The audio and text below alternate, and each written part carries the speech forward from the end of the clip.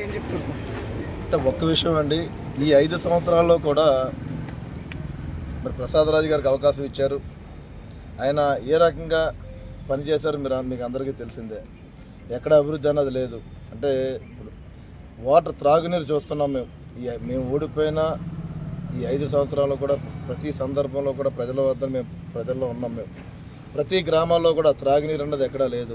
రోడ్లు కూడా చూడండి, ఈ 5 సంవత్సరాల ప్రతి మేము తెలుగుదేశం పార్టీ కానీ, బీజేపీ కానీ, జనసేన పార్టీ నుంచి కానీ చాలా సందర్భాల్లో మేము ప్రభుత్వంపై ఒత్తిడి తెచ్చే విధంగా మేము చేస్తాం. ప్రభుత్వం ఎక్కడా కూడా ముందుకు రాలేదు. అంటే ఈరోజు ఎలక్షన్స్ వస్తున్నాయి కాబట్టి, ఇవాళ ప్రజల ఓట్లు కావాలి కాబట్టి మరి ఇప్పుడు అక్కడక్కడ రోడ్లు వేసే ప్రక్రియను ఈ ప్రభుత్వం చేపట్టింది.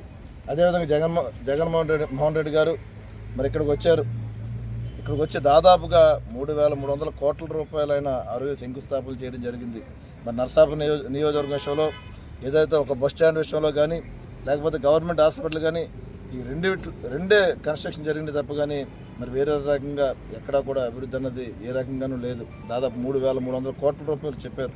అదేవిధంగా ఏదైతే ఆనగట్టు ఉంది, మరి మన వరదకు కొంత ఆనగట్టు దెబ్బతింది, దాని ఏటిగట్టు, మరి దానికి 27 కోట్ల రూపాయలు మరి ఆ రోజున మరి ప్రభుత్వం మరి ఖర్చు పెట్టిందని చెప్తున్నారు మున్సిపాలిటీ వారు.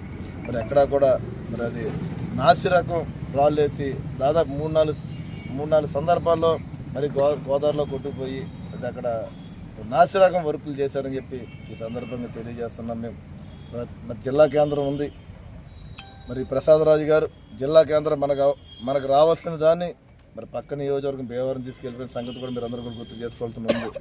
అంటే నరసాపురం జిల్లా కేంద్రం మనకు వచ్చి ఉంటే కనుక నరసాపురం నియోజకవర్గం కొంతవరకు వెనకబడిన నియోజకవర్గం కాబట్టి అన్ని రకాలుగా కూడా యువతకి ఉద్యోగాలు వచ్చే పరిస్థితి కనబడింది, వ్యాపారాలు పెరిగాయి, ఇండస్ట్రీస్ వచ్చాయి, అన్ని రకాలుగా కూడా నియోజకవర్గం ముందుకెళ్లే పరిస్థితి కనబడింది. అలాంటిది ఈ జిల్లా కేంద్రాన్ని ప్రసాదరాజు భీమవరం తీసుకెళ్ళిపోయిన